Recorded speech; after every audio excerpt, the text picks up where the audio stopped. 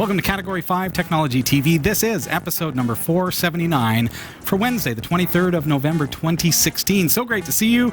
Tonight, we are going to be welcoming NuData's Robert Capps to the show. We're going to discuss a recent data breach at a local casino. The problem is much bigger than just this one central single attack. So you want to stick around. We're going to be learning all about how even innocent shoppers could be at risk from hack attacks at companies that you expect your data to be safe at. So you want to stick around. We're going to learn all about it with our guest tonight. Sasha Dermatis over in the newsroom. How are you? Hey everybody, I'm great. Here's what's coming up in the Category 5.tv newsroom. A universal translator has found its way to a megaphone.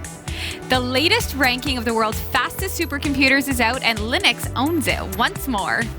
A $2,500 Dell gaming laptop for just $33? Yes, please. A couple big retailers in the U.S. have been caught using illicit social engineering tactics in their computer service department. And pigs fly, and Microsoft has joined the Linux Foundation. Stick around, the full details are coming up later in the show. This is Category 5 Technology TV. Welcome. This is Category 5 Technology TV. I'm your host, Robbie Ferguson. Please help me welcome tonight my co-host, Jeff Weston. Hello. And over in the newsroom, Sasha Dermatis. Hi, everyone. Hope you're having a great week so far. Tonight we've got a very special guest joining us. And just to kind of introduce him, well, first of all, in the past on the show, we've talked about, from a consumer perspective, what we need to do in order to protect ourselves from things like hack attacks and somebody stealing our identity. Or does that actually happen? Yeah. Really? Confidential. Think about confidential financial information. Well, we can give you advice up to a certain point that will help protect you by being wise about your use of credit cards and things like that, and sure we've done that. How to watch for secure certificates on websites and all that kind of stuff. But what happens if you've entrusted that data to a company that you would expect is fully safe to hold that data, and then that particular company is exploited? Uh-oh. It's out of your hands. What on earth are you supposed to do? Such is the case with a local casino about 45 minutes north of our studio here in Barrie, Ontario. Please help me welcome Robert Capps. He joins us from NuData Security in Vancouver. Robert, it's so nice to have you here. Thank you for having us. Tonight we're going to be kind of looking at the flip side of data security and looking at what it is that these companies can do or should be doing in order to protect the data, the integrity and the security of the data that they're entrusted with. And, you know, it could be ours. Could you give us a little bit of a backstory on what has happened for those who aren't familiar with Casino Rama? We don't need to go into too much technical details because I understand not a lot is available just yet. But what we do know is that some data has been stolen. Yeah, so what we've seen is there was a fairly large breach of this Canadian casino where customer, employee, and vendor data was stolen. And this was very sensitive information. It was credit applications for extending casino credit. It was collections and debt information, payroll information for those employees, and even vendor information regarding who buys and sells product and supplies it to the casino. So they pretty much got everything that was sensitive that was available. Wow, it's kind of like that's everything that a company holds, really. Pretty much, when it comes down to it. So customer information, staff information, vendor information. This is a pretty big exploit. Especially for a casino. Yeah, that's a big list. Not even getting into this. Why is this such a significant thing? I mean, you're calling in from Vancouver in the far opposite end of Canada here. This is, of course, local to us. Why is this making such national? Why is it so noticeable to the entire nation? It's another example of companies who've been entrusted with data, not taking the proper precautions to protect that data, and not taking the proper precautions potentially to protect their own networks and their own operations. And in this situation, there's far-reaching impact to not just the company itself, but also the consumers that did business with them, their employees, as well as their business partners. And so there's a huge impact, a wide-ranging impact from this data that was disclosed. What's really important to understand as well is that this information could be used for things like identity theft. It could be used for financial crimes. It could be used for other sorts of nefarious purposes, and that really has a lot of people thinking about what the implications are to those whose data was taken. Sure. Why would this information be of value to the hackers that actually compromise their systems? Yeah, so social insurance numbers are important as well. They're useful for access of credit information, potentially even impersonating individuals. And our feed is still going. Looks like we've lost Skype there for a moment. We'll see if we can get you back, Robert. This is Category 5 Technology TV. Tonight we are speaking with Robert Capps from NuData Security. Skype is just reestablishing a connection there. What has Microsoft done to our beautiful product? Oh, I don't know. And everything was running so well. I know. Come on. Microsoft bought Skype. It's been all downhill since then, folks. I'm telling you. But we were speaking before the show with Robert about how interesting it is that technology has progressed, that broadcasting, from a broadcast perspective, we're able to do a lot with a little. Absolutely. So hang tight. We're going to see if we can get Robert back here. Let's just see. Sorry, folks. We'll pretend that this is all edited out in post. We know that it's not. We'll blame it on Sasha.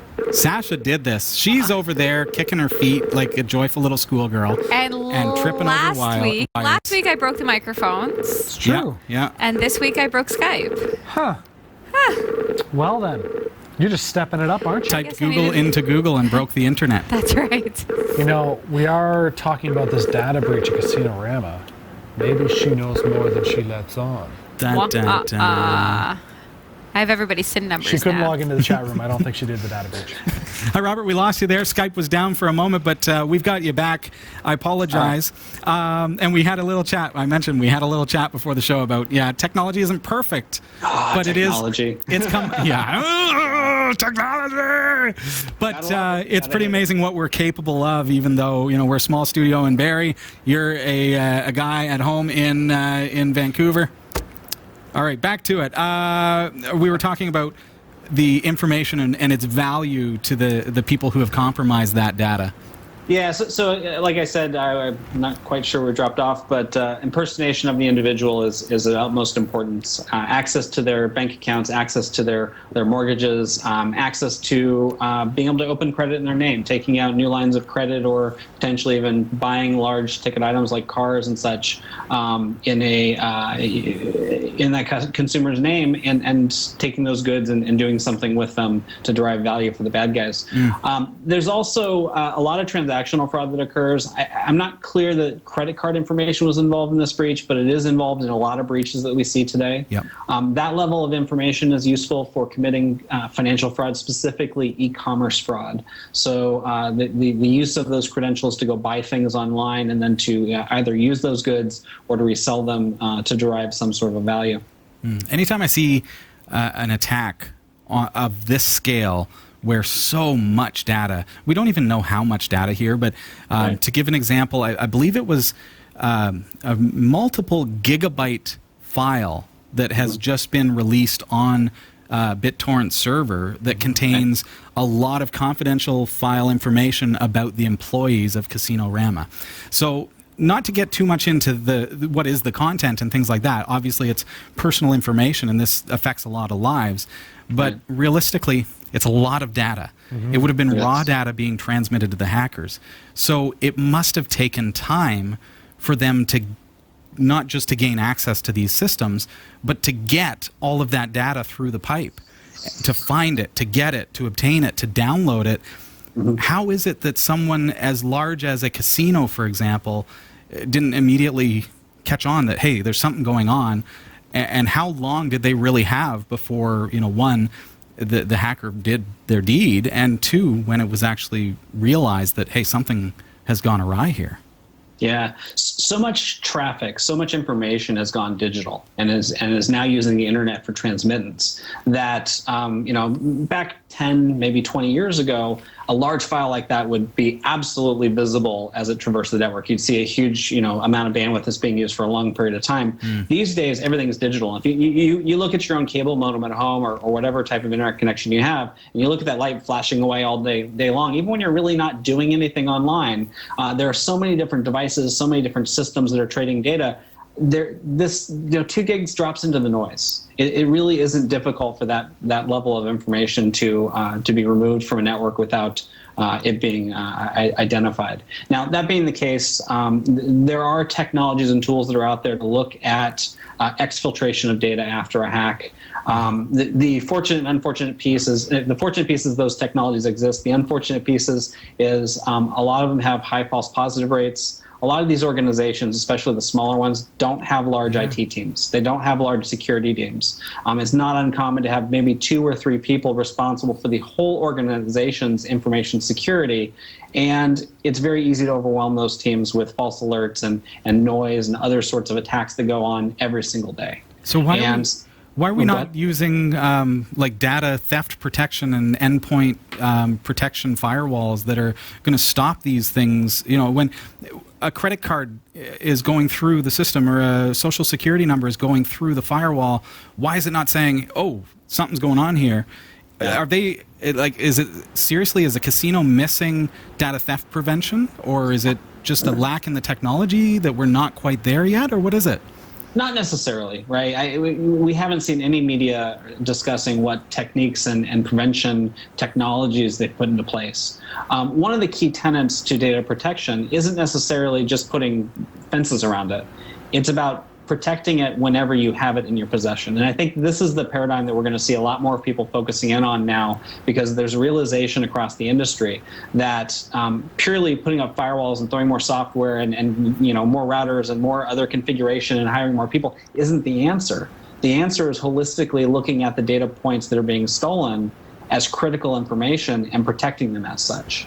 So when we look at things like social insurance or in the States, social security numbers, those data points really shouldn't be handled unencrypted. They really shouldn't be stored in a way that they're directly readable by an adversary. When we start talking about names and address and other sorts of information, if that information isn't required to be retrieved and human readable, why not protect it in ways that make it unreadable to humans without additional techniques or technology? And so, that's the basis that we're starting to see a lot of focus on within large corporations is encryption, hashing, other technologies that allow you to protect that data, both in transit and at rest. And it looks at this point like this data was taken while it was at rest. So, we know that this information, or at least a portion thereof, has been just thrown up onto BitTorrent. Yeah. You would think if you're going to steal this information from a casino, there would be monetary gains to be had from it. Yeah, how would you monetize that? Yeah, it's now out there freely, and I would highly recommend that nobody touch that torrent with a 10-foot pole. Yeah, it's being watched, folks. It's being watched. Yes. But what would the point be of throwing it up there that's publicly accessible? Is it one of those things where they figure curiosity kills the cat and there's some bug in there to access other systems? Like, no. What would be the benefit to... Oh, I'm trying to stay away from conspiracy theories right now. Oh, my goodness. But, what would they go after? A smokescreen. So the data's out there. Other people are accessing it. They're poking around at it. There's copies that are floating around. My guess, and I've been doing the cybercrime side of the business now for the better part of 10 or 12 years. My guess is that the data that was exfiltrated has already been sliced and diced, and the relevant pieces they were after have been pulled out, and the rest has been put up so that other people will use it maliciously and cover the tracks of the original attacker. That's usually why you'll see this data being dumped to the public like that. Or the second reason is for damaging the organization. So you'll see a lot of reputational damage that's intended by dumping this data out there for the public to see. Even though there might it might be, and I haven't seen the data myself because I didn't go touch the torrent.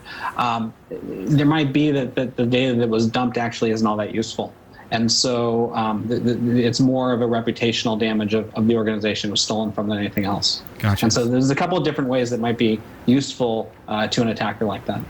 So does this have the kind of the air of it, so to speak, somewhat similar to the Panama Papers? I realize we're talking apples to oranges, but with a lot of the high roller clientele that could go to a casino, could that be one of the impacts to this? Is, hey, let's throw some big names out there and see what sticks in the media? I really thought that was more of a U.S. style of political situation.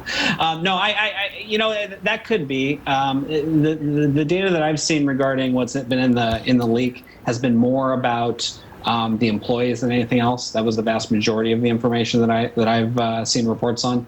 As far as the actual high rollers and the actual gamblers and things like that, that data could even be useful to other casinos. To draw, the higher rollers or the higher profitability gamblers to other places. Yeah. I mean, some of the hacking that occurs is also about, corporate espionage. It isn't necessarily about cybercrime itself. And this is where I'm trying to stay away from the conspiracy theories, because you start to think about competition, and you start to think about disgruntled people, and who knows what else. And there's so many theories. We're speaking with Robert Capps from NuData Security in Vancouver. We're speaking about the data breach that seems to be of a very large scale at a casino just north of our studio here in Barrie, Ontario. We've got to take a really quick break. When we come back, we're going to learn from Robert a little bit more about what companies can do in order to protect the data that they are entrusted with. Stick around. Jeff Weston.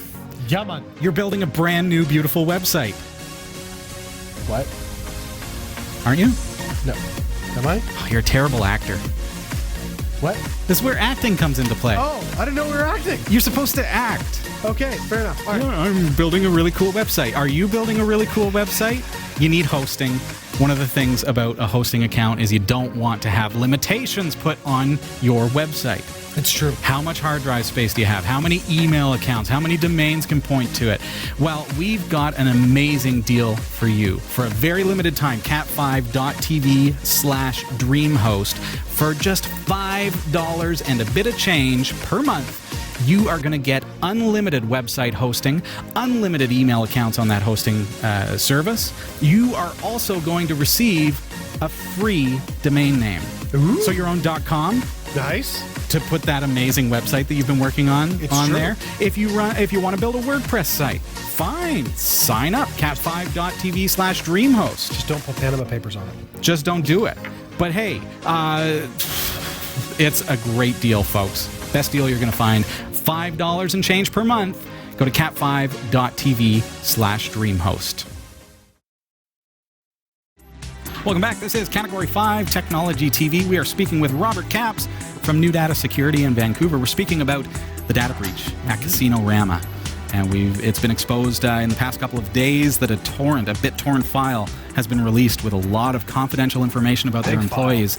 And there's more data that is apparently out there. Robert, thank you for joining us tonight. Robert, what are some of the best practices that companies can use? Thinking of Casino Rama, what could they have done differently? What could they have done to protect the data that they were entrusted with? Yeah, I mean, not speaking specifically to Casino Rama, but looking at data breaches in general that have occurred over the last 18 to 24 months, almost all of them have the same set of root causes. Through some mechanism, a hacker, a cyber criminal has gained virtual access to their internal networks. And often that's through phishing, where an email is sent to an internal employee and they click on a link and they provide credentials or something else to have access, or malware is pushed in through an email of some sort, and opening up a back door that the cyber criminals can then use to access the network. And once they're in, they're able to basically traverse those networks and look for information. Starting with the humans, starting with the employees, education of those individuals about cyber risks. At the endpoint that they're using, the computers they're using, making sure the right products are deployed to look for malicious software deployments, to look for out of the ordinary access to data. Auditing. So basic auditing of an employee's access to information from their workstation. These are basic tenets of security that should be in place, and in most organizations, though, are woefully missing. In almost every case where we've seen breaches, where a mailroom employee's computer has been used to access, say, accounting records. Yeah. That sort of thing should be visible and can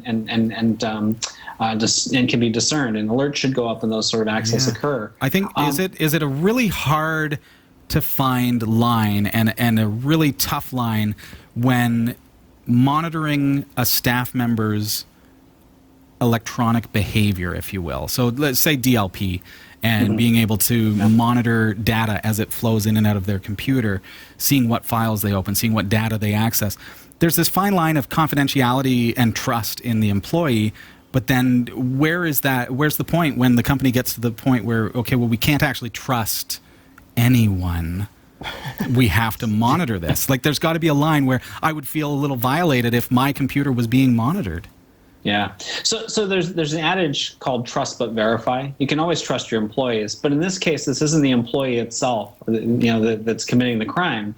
It's software that's sitting on their computer that's allowing a malicious actor to access the network through their device. Yeah. And in almost all cases, that's how the bad guys are getting into these networks to exfiltrate data. And so you have to take the steps to monitor for that activity. It isn't necessarily that you don't trust your employee.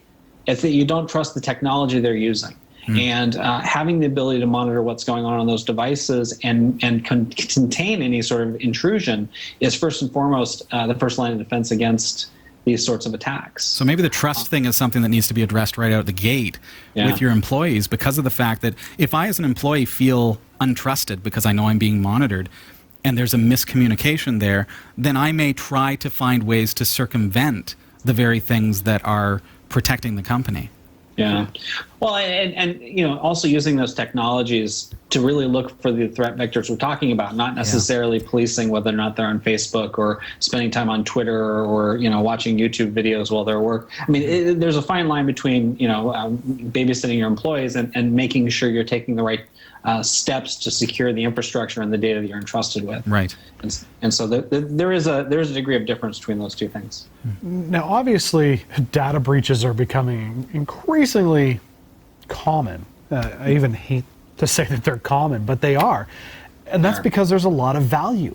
So how, I mean, you can From the hacker's perspective, if I can sell this data. Absolutely. Or take down a company, take down a firm. But how do you devalue that? And especially if it's out of your hands. Like, what can a company do to devalue their data so that they're not a threat of being attacked?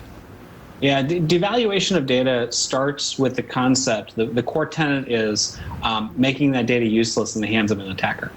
And that takes really a number of different forms. So first and foremost, it's protecting that data at rest, making sure that if it is stolen in whole, that it isn't useful to the attacker. That the credit card numbers are encrypted, social insurance, social security numbers are encrypted, date of birth, other sorts of really sensitive data should never be stored in clear text in human readable form. It should always be protected in some way, shape, or form, and those keys should be protected with the utmost security so that they don't also fall into the hands of the attacker when they steal the data. The other methods, there's other data that is comprised in these data sets. There are data points that really can't be protected in that way because they're useful to the consumer or processing an order or whatever it happens to be. And for those sort of data points, going about making sure that they can't be reused. Through monitoring of how that data is used in other situations. So if you think about there's two data points that pop out as being stolen in almost every data breach, and that's the username and the password. And the reason why these data points are so useful, the reason why they're stolen en masse, is that consumers are traditionally very bad at password security. They use the same username at every website, it's their email address, and they reuse the same password over and over and over. Their bank they use the same password at their bank that they use on Facebook, they use on their Gmail account, that they use on any number of other sites, including retail sites and potentially even casino sites for online gambling.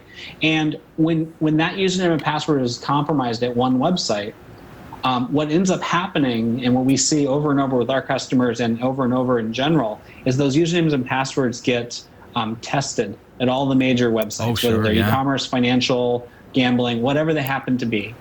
And there's an attempt to log in using those credentials to each one of those websites. And when there's a match found, those data points are then provided back to the attacker, or even resold on the underground, so that someone else can then come in and attack those accounts. And one of the ways that we can make those data points themselves less useful is to take those away as the sole arbitrator of identity online. To date, to log into a website until just recently, all you had to do was provide those two magic pieces of data, and you were in. You were that customer. You were, for all intents and purposes, as far as the merchant or the bank or anyone else was concerned, you were the right consumer accessing the account. There's now, we found that in the age of mass data breach, that just isn't enough to identify consumers and to provide them access to their information. And so what we've done over the last, I'd say 18 months to 2 years, is we've put more friction in front of those customers. We're making them answer secret questions. What is their mother's hair color? What was their first car? That sort of thing. Or we're asking them to pull out their mobile phone and get a text message with a PIN number they need to type in. And hugely frictionful sort of activities that really reduce the usefulness of the online channels. Now, two-factor authentication is one thing. So getting a text message on my phone and having to enter that into the computer, that's great, because it means I've got to have that extra level of protection. But those password questions, doesn't that make it easier for someone to guess access to my system if they know my mother's maiden name? Yeah, so it can. In some cases, these questions that are being asked are the same sort of data that's already being stolen. It might even be information that you post willingly to your social network profile. Your mother's maiden name and familial ties, or pictures of your first car. All these things are a Google search away for most people. And so they really don't provide anything more than yet another password on the account that needs to be stolen or needs to be derived or guessed. And so these techniques, while they slow the attackers down, they don't stop them, but they do slow the real consumers down. They add friction to whatever it is they're intending to do, and frankly, what that ends up doing is driving those consumers off of the online channels for retailers and financial companies and such, and to more expensive channels such as in store or on the phone. Right. And those aren't at all the best use case for the consumers, because we built these very rich online channels that consumers really love interacting with, and then we put all these barriers in front of it to keep customers out. That's tough. So what's the secret magic sauce? Like, what can my company website do to make it so that I'm not pushing customers away by making it too difficult, but yet still protect their data? Well, the cool thing is the consumers, as they interact with technology, as they interact with websites, they are able to, they do, but just by the fact that they're interacting, they generate a number of really interesting data points and signals. So if you think about how someone types their username and their password, the cadence at which they're typing, the amount of time it takes them to type, the dwell time between the keys that they type, even how long they hold the key down and release.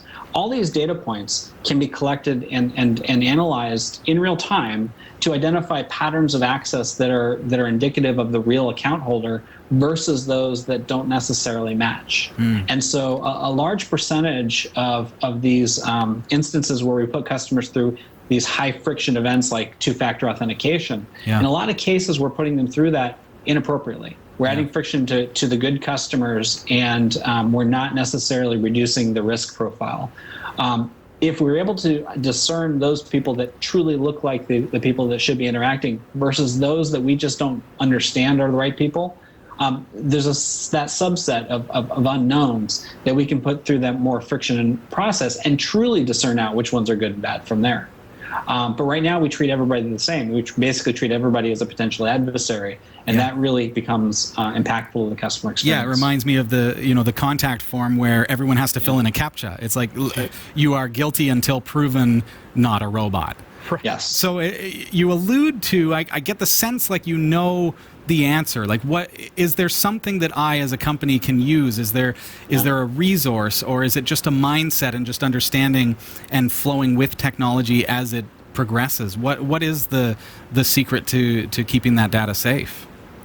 So as far as keeping data safe, there's a couple ways to answer that question. Obviously I'm coming on it's a big question, I know. Organization, yeah. And the organization does have a solution to passive identification of users online, and I'm sure we can get into more details about that. Yeah, but when it comes to data protection itself, it really is about protecting the data wherever you have it as a company that is holding data on consumers and business partners and employees. It's protecting it to the best of your ability, and then deploying mechanisms within how that data is used to identify and prevent malicious use, and to prevent people from being able to reuse it on your site and be able to steal it from your site and use it in other places. And that's a kind of a bit of a point that I need to make, is that file system encryption, while fantastic, is not going to help from an electronic data breach, because that data is available in its unencrypted format during that transaction. Right. Yes. So the data itself has to be stored in a way that is never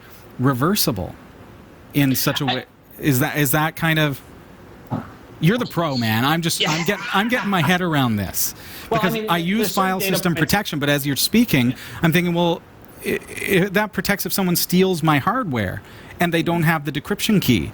But it doesn't protect if someone SSHs in, creates a tunnel, and grabs all my files, like is the case with, say, Casino Rama, because the data is in that state, readily available and accessible in its file format. Absolutely, yeah. So it's key to understand the different states in which data can be protected, depending where it is in the life cycle of its use. Yeah. So I'm sure you've heard of, and you've talked about a little while ago, about SSL encryption and making sure the locks were there, and when you log into a website and things like that. Yeah. That is transport level security. So when I'm sending data from one computer to another, I'm making sure it's being sent across an encrypted tunnel. It stops man in the middle. It stops people from observing that traffic as it traverses a network.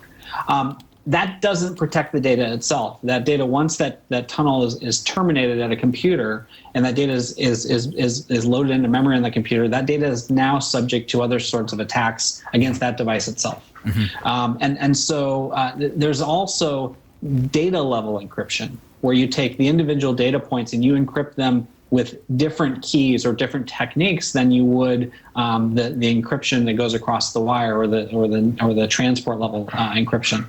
In those cases, that's what we're talking about here.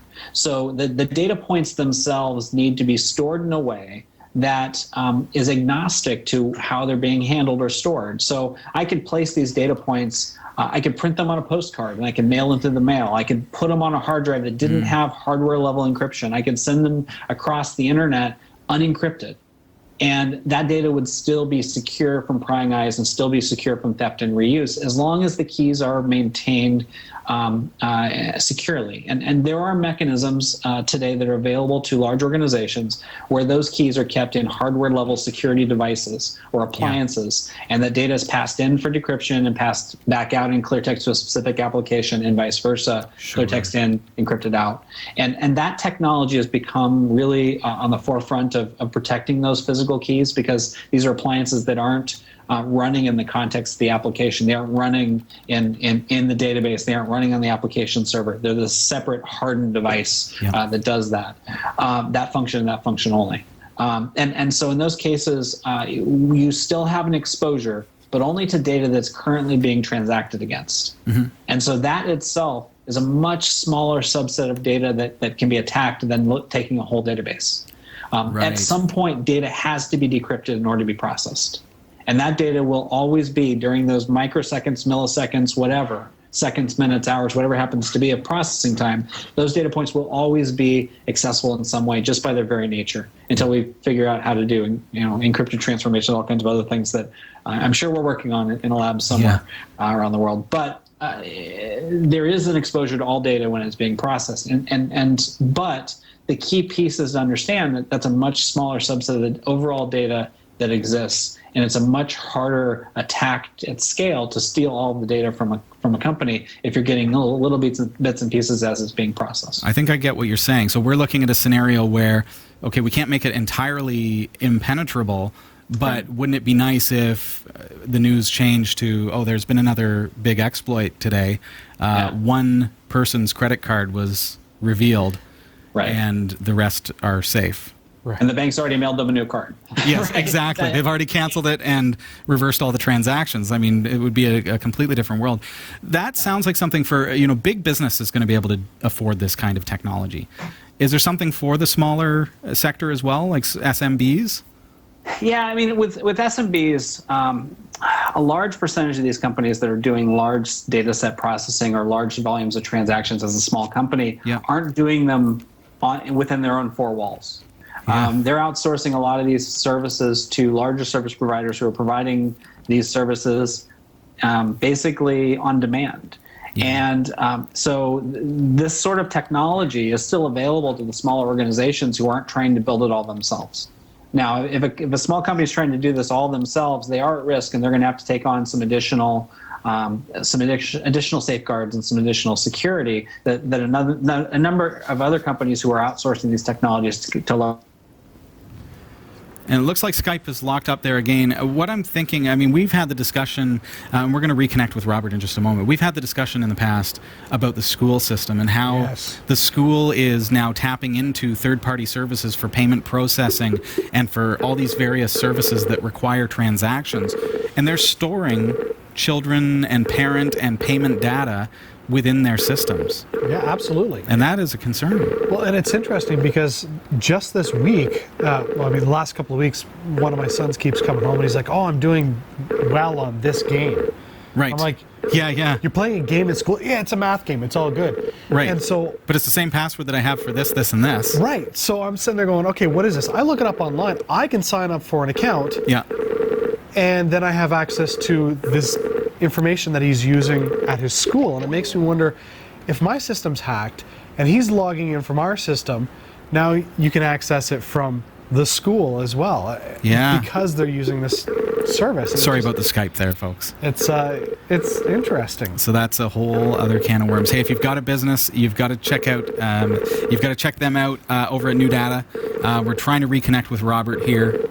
I'm kind of watching over here, and I apologize for the technology. But what can you do? Microsoft. Did you just apologize for technology? Technology. We've been through this. That is a phrase I didn't think you would ever say. I apologize for technology. On behalf of all technology. On behalf of all technology, we apologize. But mostly just anything that Microsoft has their hand on. Yes. Pretty much. Yeah. Robert, we're just back to Linux bashing bias. Microsoft here. Oh no, we do it all the time. So. Yeah. I apologize that we've lost connection there a couple of times, but yeah, we won't even have to say it again.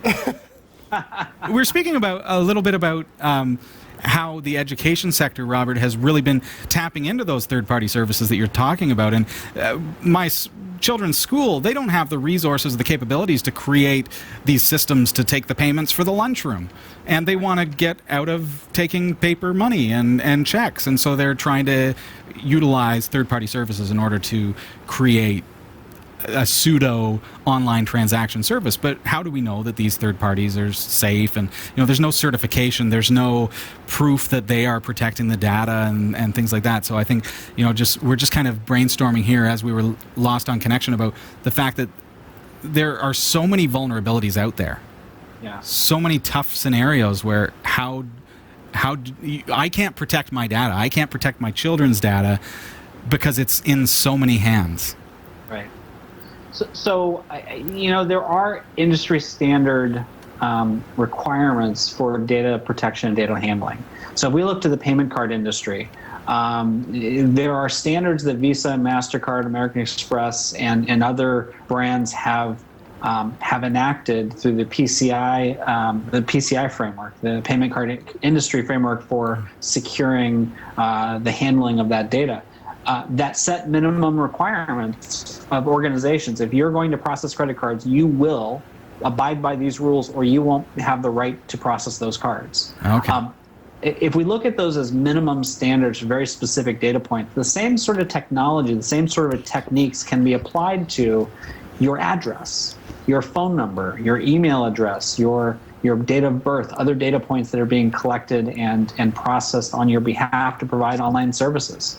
And so these companies that are taking lunch money or other sort of outsourced services like that, they have to abide by the same rules that an Amazon.com does. Maybe not to the same stringency, but they need to be able to handle those credit cards in a certain way. They need to protect them in a certain way. The data that goes along with those transactions, there are certain data points they cannot collect in the store, for example. Yeah. And so those same sort of rules, those same sort of governance really do need to be applied to other data points broadly across industry. Right now, we have a bit of the Wild West in that there's a patchwork of requirements, there's a patchwork of best practices that exist across individual nations, even within different provinces and states within those nations that don't necessarily apply universally, which make the problem a lot harder. And so I think that we could probably get to a point where a universal set of those data points could be made available, and voluntarily we can meet those and have some sort of certification process to make consumers feel safe. Just today, that hasn't happened. Yeah, absolutely. Robert, where can we find out more information about protecting our customers' data? I mean, tonight we're taking really the different perspective where we're not the consumer tonight, we're the business owner, the business IT department, and what can we do to protect the data of the customers who are entrusting that to us? So what resources do you have available? Are there websites that we can go to? So specifically, there are a number of vertical organizations that speak to information security for different types of industries. There's banking organizations, there's retail organizations, the ISACs, the information sharing and collaboration networks that exist for the financial sector, for the retail sector, even the educational sector, where employees or organizations can come together and have conversations about the threats they're facing and how they're solving them, and even collaborate on how to resolve some of these issues. Those are the best places to start. Those industry groups are probably the best places to exchange notes with people that you might see as competitors in the marketplace, but you're not competing to keep your customers safe. You're actually collaborating on that. And so there's a lot of opportunity to gain information there. Beyond that, it comes down to education on the issues. It comes down to picking up the media and reading about these breaches and understanding how these things occurred. Yeah. And then looking at your own organizations with a wary eye, going, would I be subject to that same problem? Could this happen to me? Could this happen to my organization? Yeah. And once you start answering those questions, you'll very quickly find the things you need to solve, and there are industry resources available for folks to reach out to provide more information to them or education. Very good. Well, there are resources as well, such as this podcast, Category 5 Technology TV, lots of other great security-minded podcasts that are out there. Absolutely. And of course, make sure you check out NuData Security as well, based in Vancouver. You guys have a website that we can go to and check out more? Yeah, it's NuData Security, NuDataSecurity.com. And we're speaking with Robert Capps. Robert, thank you so very much for your time tonight. Appreciate you sharing the knowledge that you've brought us tonight, and speaking with us about this exploit that occurred just recently. So thanks for being here. Anytime. Thanks, guys. Take care. And this time we'll disconnect of our own accord. Gracefully. Thanks, man. Good night. All right. Good night. That was a great interview. There we go. This is Category 5 Technology TV. Folks, thank you so much for your patience tonight. Of course, technology doesn't always work quite smashingly well, but I think we do our best to hold it together for you. And thank you again to our guest tonight. I will say that it's very rare the chat room goes completely silent. And this was one of those nights. The interview was that amazing that the chat room was just riveted the entire time. It's true. At one point, I looked down and I'm going, I think I've been disconnected. So I'm like, can you still read this? And I close out and come back, and it's like, no, we're all just listening to this interview. That was a great interview. And there you have it. That or everybody and scene. Yeah. That or everybody's going, I went to Rama. Yeah, and if you did, sorry for your luck. Bum. All right, folks, we've got to get over to the newsroom. Sasha has been waiting over there so eagerly, patiently. Got such good news for you. Yeah, what's up over there in the newsroom, Sash? All right, here are the stories we're covering this week in the Category 5.tv newsroom. A universal translator has found its way to a megaphone. The latest ranking of the world's fastest supercomputers is out, and Linux owns it once more. A $2,500 Dell gaming laptop for just $33? Yes, please. A couple big retailers in the U.S. have been caught using illicit social engineering tactics in their computer service department. And pigs fly, and Microsoft has joined the Linux Foundation. These stories are coming right up. Don't go anywhere. Now here's another great way you can support the shows you love from the Category5.tv network by shopping at Gearbest. That's right, Jeff. cat5.tv/Gearbest. It's an online store for the geek streak in you. Or the loved ones. Well, of course. I mean, especially your loved ones, right? Because cat5.tv/Gearbest, quite frankly, has all of the greatest tech gifts that you could ever hope for at rock-bottom prices. Do they have cell phones? You betcha. Cat5.tv/Gearbest has a wide assortment of unlocked Android cell phones and tablets. What about consumer electronics? Those make a great gift. Absolutely. From high-tech watches to action cameras, headphones, even virtual reality headsets. Cat5.tv/Gearbest has you covered. They literally have it all, Jeff. Literally. Really? It's like a superstore right from the comfort of your own chair at your computer through the interweb. Yeah. There's no way they have it all. It's true. It's just a bunch of random electronics. Test me. What about clothes? Yep. Both men and women, fashionable apparel at rock-bottom, super-duper prices. Kind of like this? Well, look at this coat. What do you think? It's a slimming mock leather jacket. I love it. It's available for less than $30 plus free shipping at cat5.tv/Gearbest. Yeah, all right. You kind of got me there. Wow. Any other questions for me, Jeff? Now that the winter has passed, flying season. Do they have any good deals on, say, drone copters? Oh my goodness! Well, check this out. Dude, they have everything. Check out over 500 various drones.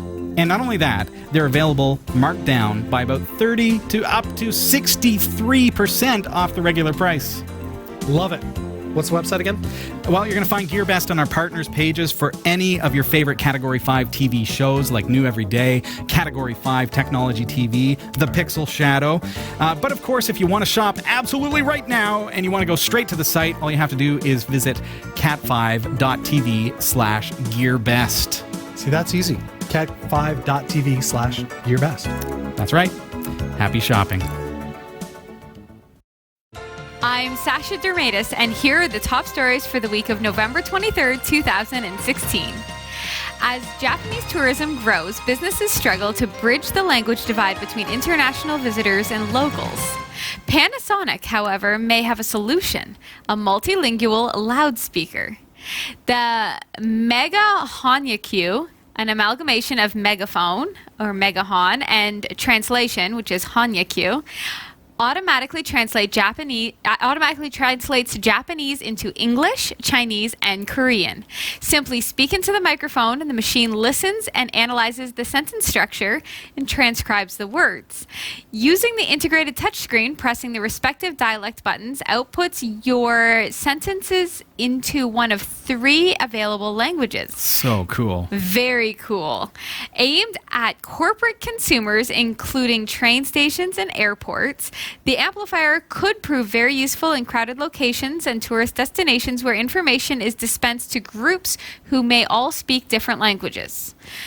The megaphone is expected for launch in December 20th, on sale for less than 20,000 yen or $183 per month on a 3-year contract, which includes future updates and maintenance.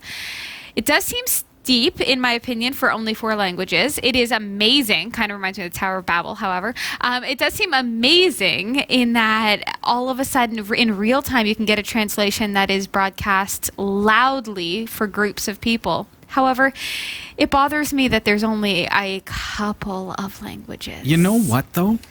What we're finding is, I mean, this is new. Okay? This is new. And Google, for example, has, through their artificial intelligence learning engine, the machine that learns language, has learned not only to translate other languages without being taught, but has also created its own language that is meant to be a universal language, because it has found correlations between all the different languages and said, here's a language for the masses. Right. And so this being a cloud-driven device, I would expect, because you're paying a monthly service fee, so it must be connected. It must be tied into some kind of mega computer that can learn and evolve, if you will. So perhaps 4 languages now. Google Translate was at one point a very poor system.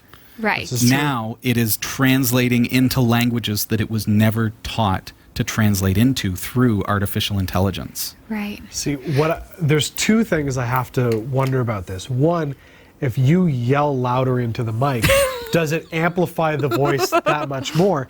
And second, is it going to run into the same issues that Siri had with certain accents? For instance, Sure.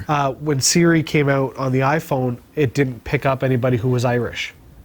Like if you remember all those Irish YouTube videos where they're talking to Siri, she's like, I don't understand.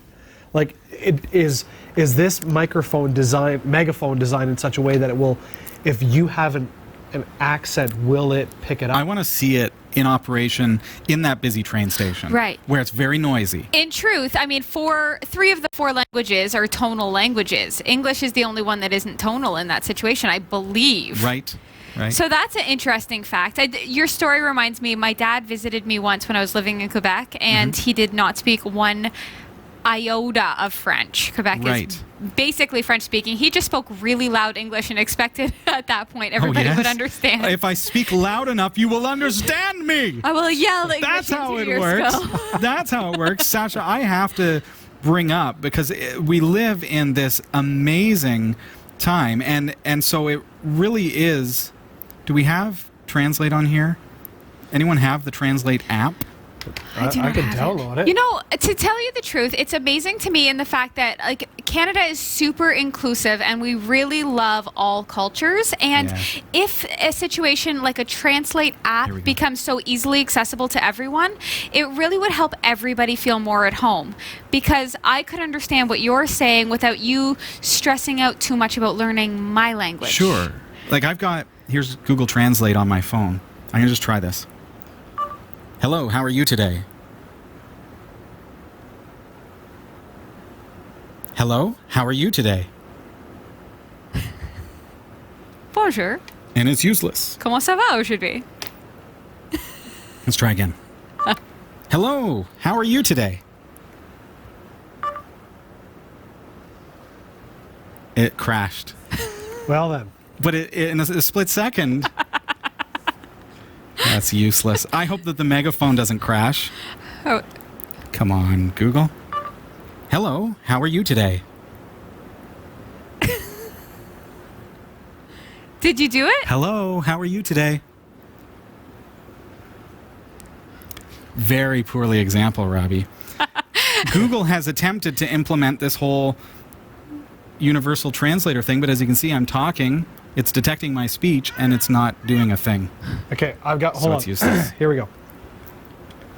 Hello, how are you doing today? Are you speaking cat right now? That's how good it is. Cat. Wow. It learned from cats. No, I usually Okay. use the cat All right. app. So moving along. Speaking in other of learning news, computers, what do you need? You need a supercomputer, Sasha. that's right. To learn.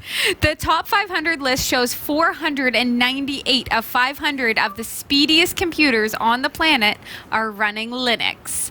Linux has long dominated the supercomputer ratings, but now it's getting closer to knocking out all its competition. Other than systems running Linux, there are 2 Chinese supercomputers running IBM AIX, a Unix variant.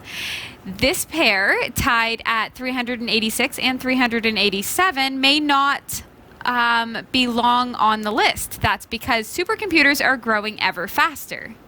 Systems running faster than 1 petaflop now occupy the first 117 positions, nearly a quarter of the top 500.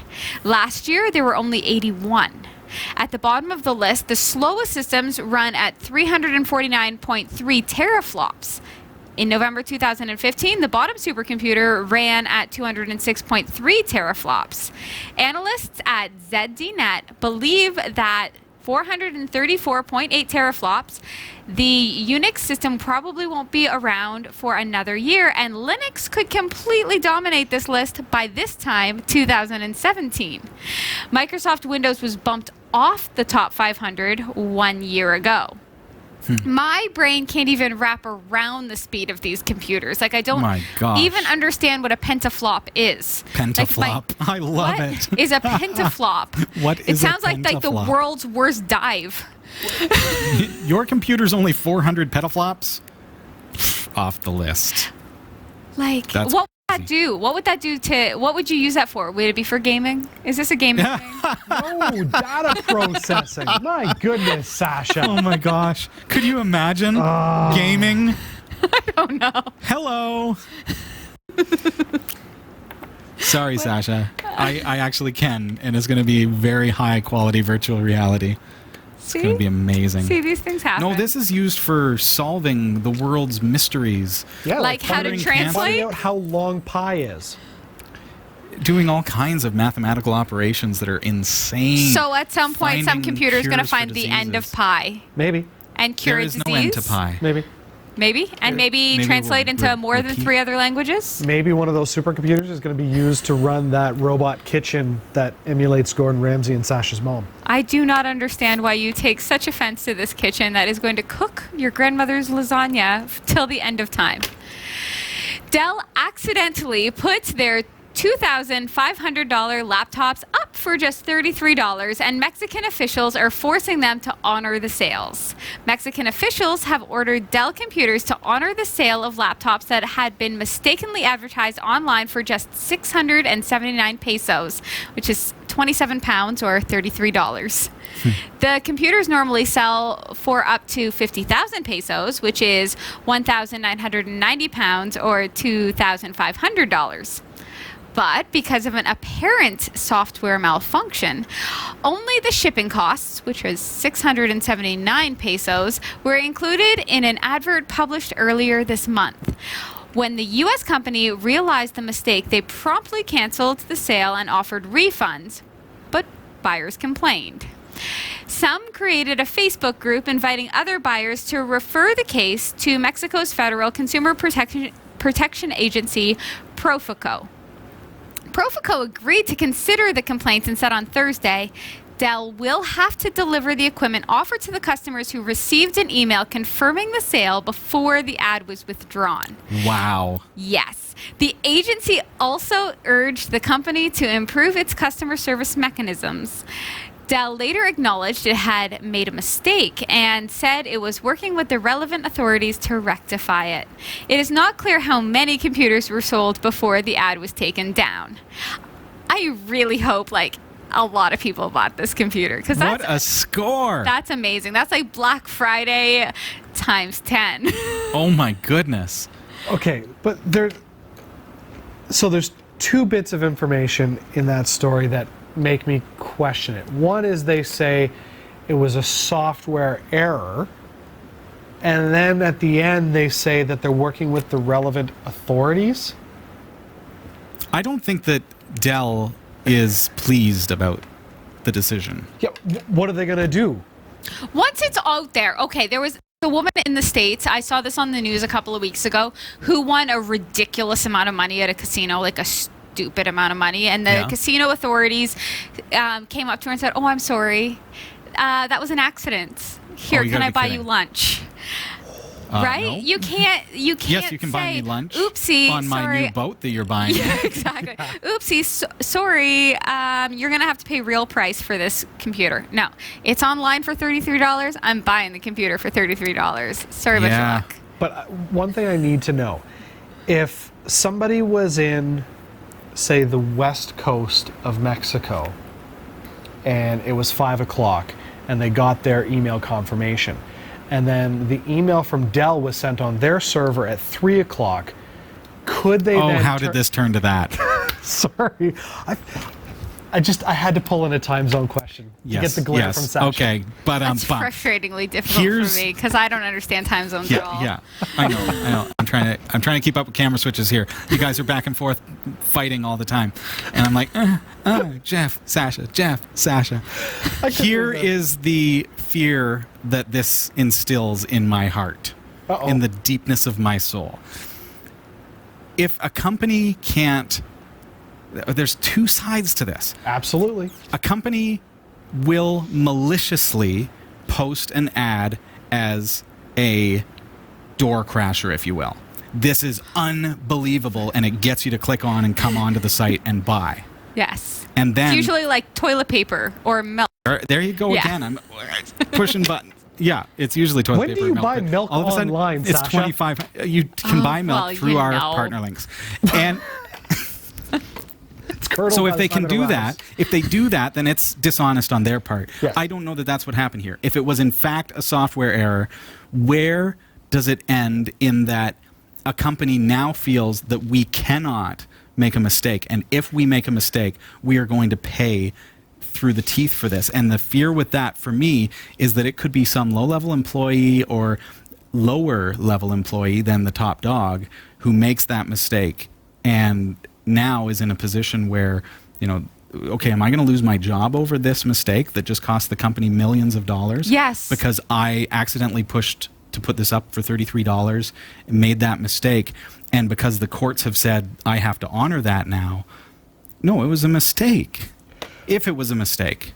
If they found that it was malicious advertising, that's a different thing. But where is that line? Well, but then if that's the case, they can just take the employee to court who maliciously did it. But if but it was it's- malicious. Right.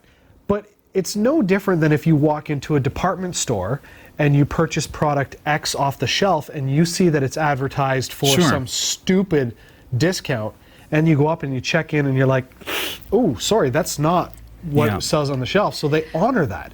How Yeah. is that any different? Well, I like the grocery stores where if you find something for the wrong price, they give it to you for free. yeah. Just putting that I love out that. there. In Give truth, me to my be laptop honest for with free, you, right? because things are outsourced to such a degree I and know. things are so inexpensively manufactured off-site and overseas, really, Dell probably isn't getting a loss on this. Their laptops probably cost $33 to make. It's just that they sell them for $1,500. The truth comes out. They actually just accidentally posted the cost rather than the price. Exactly. There you have it.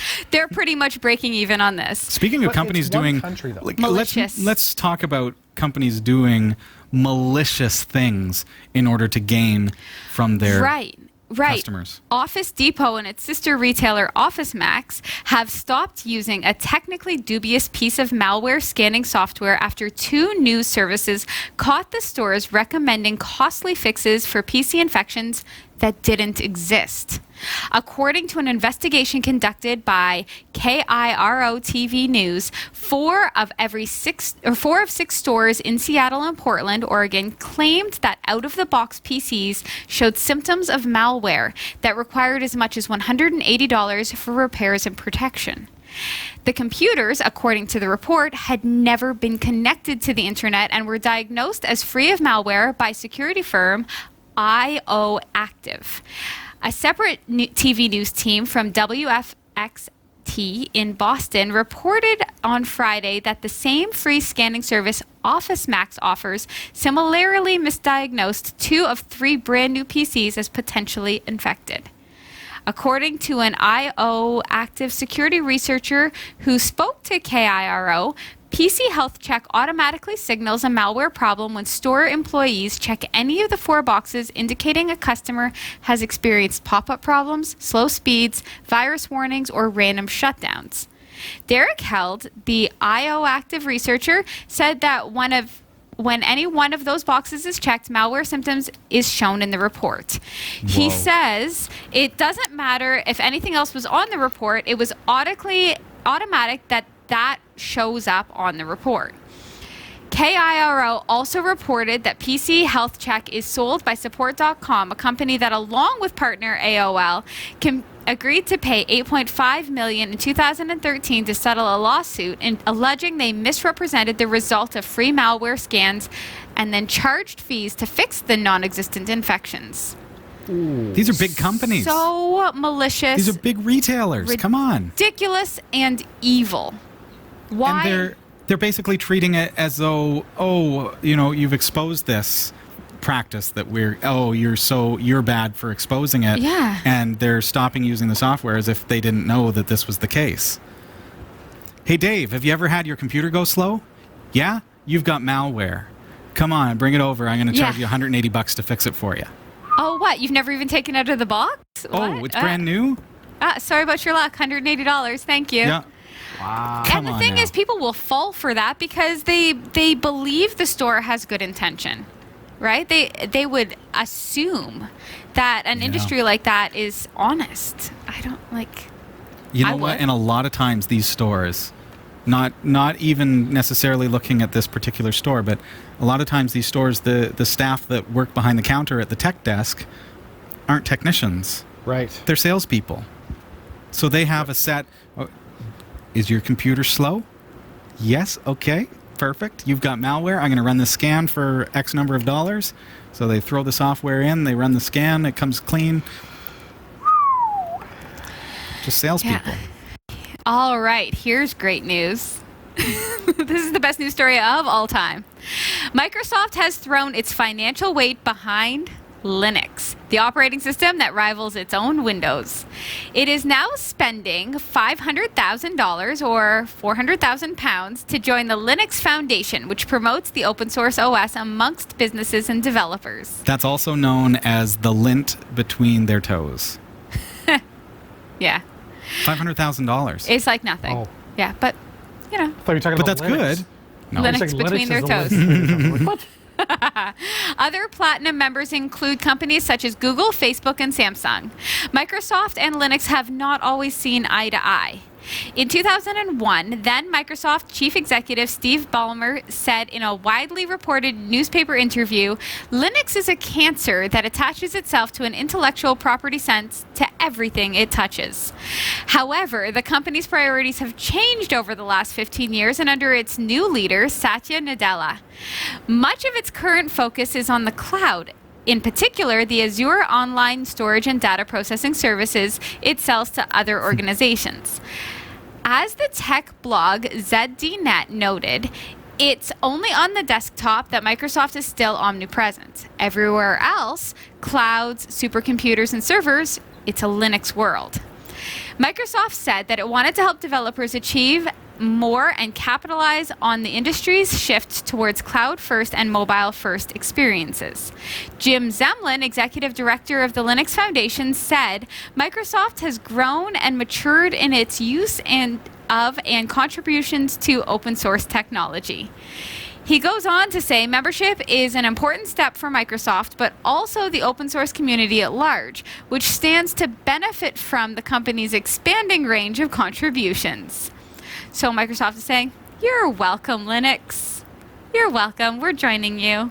It seems like the timeline, we've had a timeline of Microsoft tonight.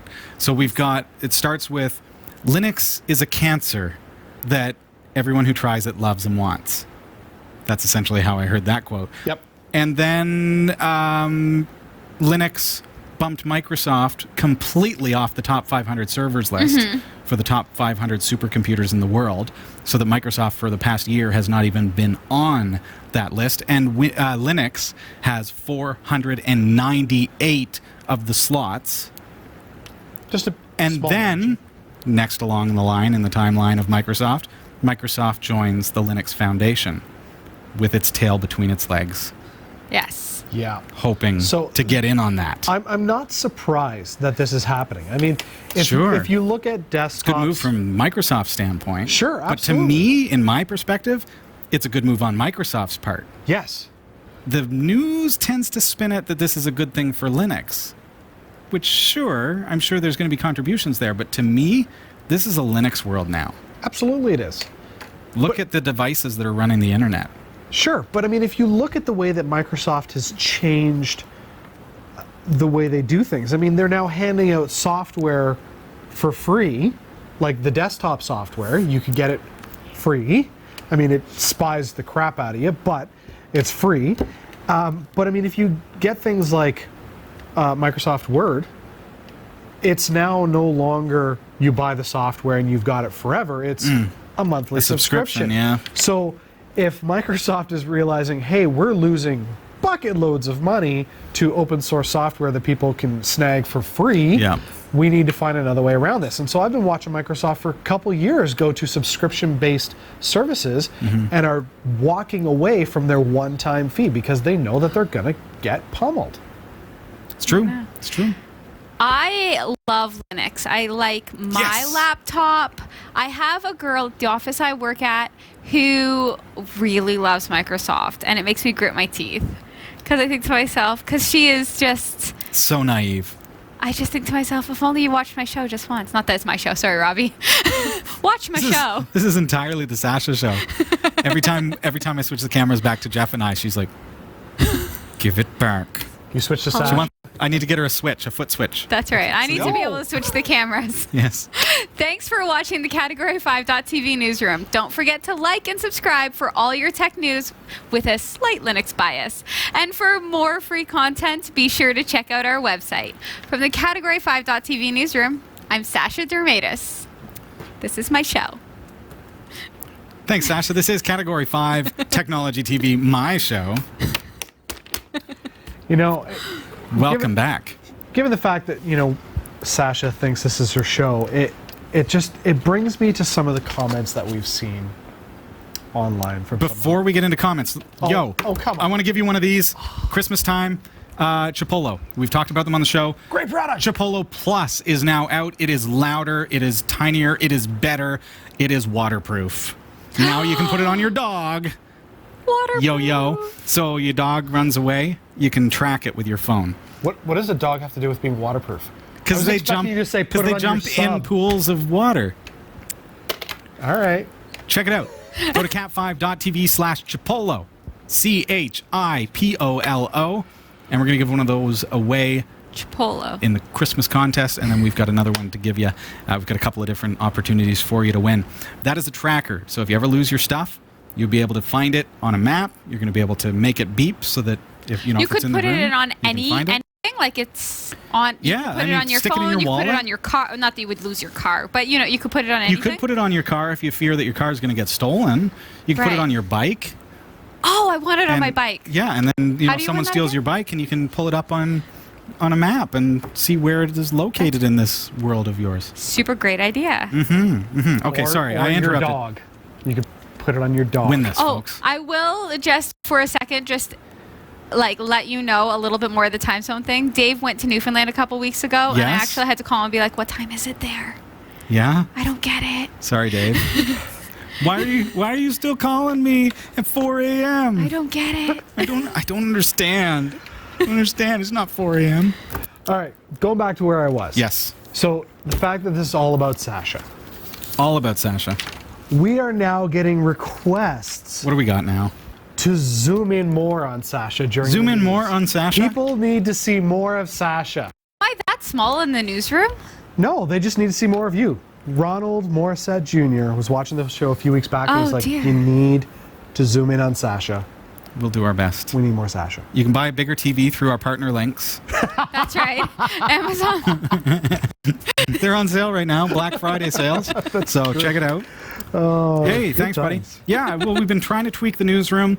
Haven't quite got Wirecast 7 working to our liking, but that's part of it. I learned a couple of new things today about it. I've got a foot switch ready to go. We're working on the set. We're doing some new excited about things. these changes. We've got new tables over here that you can't see, but we can, and they're being worked on, painted, and everything like that. Lots of stuff happening. Truth but be it's an told, I'm evolution. actually a small person. I'm only 5 feet tall. So Yeah, we it's actually not had to that make you're her not bigger. zoomed in. You're not zoomed in to me. You are zoomed in to me. I'm actually small. We made her bigger on the screen just so you could see her. She is our elf on a shelf. She'll sit there during There you go. Christmas. Hey, I want to say thanks to Senor Wenceslas. Sent us a generous contribution. Yes. Wanted to help me. Oh, Is that cool? well. You can finish up. I'll Senor finish up. Wenceslas, you've choked me up, man. Senor Wences wants to yeah. hear me speak more. He wants to hear my voice, and so he's donated for the new microphones for the Awesome. studio. Thank you so much, Senor Wenceslas. Also, incidentally, Sasha, he demands a 5x7 of yourself. personally autographed. Do you think we can pull that off? Pretty much a life-size photo. Yeah. 5x7 is how big I am. Thanks. Thanks. We'll see what we can do. Okay, and Thank you so much. Thank you to everybody who has contributed this week. It certainly makes a difference here at the studio. Our heat wasn't working earlier, and it made me realize I'm glad that our bills are paid. Absolutely. I'm so thankful that our bills are paid. I called up the landlord with confidence, and he was here and fixed everything for us. So Good times. that's great. Gavin, the best one, says, that little stand with the tiny drone on it. That one. Look at that. It's a teeny drone, not a tiny drone. That little stand with the teeny drone on it, what is it that is making that little drone spin? I'm reading this verbatim. Technology. I love it. It's just flying. Robbie has it set Yeah, up, and I'm he's just perfect controlling at it the whole controlling this time. with my He's just toes. slowly Yeah. flying. the How much drone. is it? Where can I buy it? If you can answer, I would very much like to get it. Yeah, it's kind of a neat little thing, eh? It is from cat5.tv/Gearbest. And it's, I think, called a cell phone stand. I think. Really? Something like that. It's That's for your cell It's phone? for display. It's for store displays. And they're like $7. They're cheap. I kind of want one myself. I don't know what I would put on to display at all. I like it when I do But product maybe- reviews and I get that nice panoramic shot of the product spinning. So when I do action cam reviews and stuff, you can see that close up. It's kind of nice. See, you guys are thinking completely impractical. He's like, I'm going to connect 10 of them together and stand on it. No, I want to put my supper plate on that. Yeah? And just keep rotating. As that way, you get those dishes where you've got like 4 portions. This way you don't have to turn the plate. It turns for you. All I hear Jeff Weston saying right now is how he wants a computer to feed him. He wants a robot It to sounds feed like- his dinner. Oh, really? Grandma's Yeah. lasagna. Twisting my words, Sasha. Can we end this now? Are we done? I think we're done. Oh, I am done with folks, this. we're going to come back to your questions and comments. I've got pages of it, and we're out of time. And these folks want to wrap it up. I just feel like there's so much more to this. So and we are you love saying go you. for 2 hours? No, we can't go for 2 hours, but one more question or comment. Okay. Gavin, the best one. I did that one. Oh, I just did. How about you his got another perfect- one? There's another Gavin, the best one. Oh, yeah. He also let us Biggest know. fan. 2 comments in 1 week. That's right. He also let us know that he is subscribed because of our drone video. Video. He says video. V1. Nice. That's right. All it took was 1. We have videos. There are more. We have the dronezone.tv. Check that out. Yeah. can I just say, Yeah. Matt LaRose, who watched Hey, Matt. episode 449, which I don't think I was on. Not that it's a Sasha show, but it's It wasn't that week. it's perfectly safe to go to Chernobyl, but it wouldn't be safe to spend a long amount of time there. Great show, guys. What was that Thanks, Matt. about? I think it was Kelsey and I got talking about Chernobyl? Chernobyl, or was it you and I? I don't recall talking about Chernobyl except for tonight. I think it was Kelsey and I. That's funny. And I don't know how it I need came to go up. back I don't and watch remember. the episode Watch and find again. out how Chernobyl came up in conversation ever. Yeah. And it do wouldn't 449. be safe to spend weeks there, but it would be safe to go there for just one Just to Wednesday visit? between 7 and 8. If it is Wednesdays at 7 and 8 in You Chernobyl. want to go to Chernobyl for the And show? watch- I think the she's show. asking Matt to go to Chernobyl. Oh, yeah? To watch the show. Be our roving reporter? That's right. I did hear this week though that they're going to be turning Chernobyl into a massive field of solar panels. Field of solar panels. Yeah, I love that. for energy. I love that. They need that. Chernobyl needs. We need solar panel energy, firstly. Repurposing. And they need to mend themselves. Well, and it's kind of irony Ironic? that they're going Yeah. from nuclear to solar. And since There you there's have it. It's a nothing flip. else really getting in the way, they can just put a whole bunch of solar panels or mirrors pointing towards one massive solar panel. I don't know how they would do it, but it's All- perfect, totally great of Chernobyl to do All that this makes me think at the end of the show is that I'm looking forward to our new set when I am stuck in the middle of you two. It's just going to be something else. I feel like Dave is going to be a co-host soon. Now Yeah, that he's we'll here. get him on the end of the table. Get him Whoa, here. whoa, whoa! Were you trying to punk me? I feel this is like you trying to punk me, get Dave in here, make this more about the Sasha show. Next thing you know, you're going to take over. How do you know she's not replacing me? Replacing all of the crew. Sasha with I found a Sasha. better bald guy. She's found a better bald guy to take over the show. You know what? This guy's got tats and everything. If we're just taking over shows, I'm taking over Pixel Shadow because Big Kitty loves that show. Big Kitty? Oh, Big Kitty loves Pixel Oh. Shadow. Looking Yeah. forward to new episodes. Yeah, we've got another new episode that just went up last weekend. We have tons Check out of great mindtest.tv. shows. Oh, yeah. Go to category5.tv. They're all there. Thank you so much for joining us all. Please do support us through the Christmas season. If you're doing online shopping, use our partner links. It helps us out. Doesn't cost you any more, but it puts a little in our bank to help us pay the bills. It's traditionally a slow couple of months for us. Advertisers tend to drop off after Christmas because they've blown their budget. So your contributions, you're using our links, is going to help us to pay the bills, and we appreciate it very, very much. Thanks for watching tonight. We will see you again next Tuesday night when we look at... We will not. Next Wednesday night I think that's the second when time we you've look done at... that. Tonight? No, I think you did Just it in last general? week. Well, I did pretty good then. Yeah. Wednesday night. Look, I went through over 400 weeks of nothing but Tuesdays, so it's fair. Okay, fine. We'll Next- forgive you this time. Next week, we are going to be looking at action cams. We're going to be comparing some of the best 4K action cams available on the market. If you're looking to shop for one, make sure you watch next week's episode before you buy. We're going to compare them for you. So could we say it's going to be an action-packed show? Bum-ba-da-boom. It sure is. We'll see you then.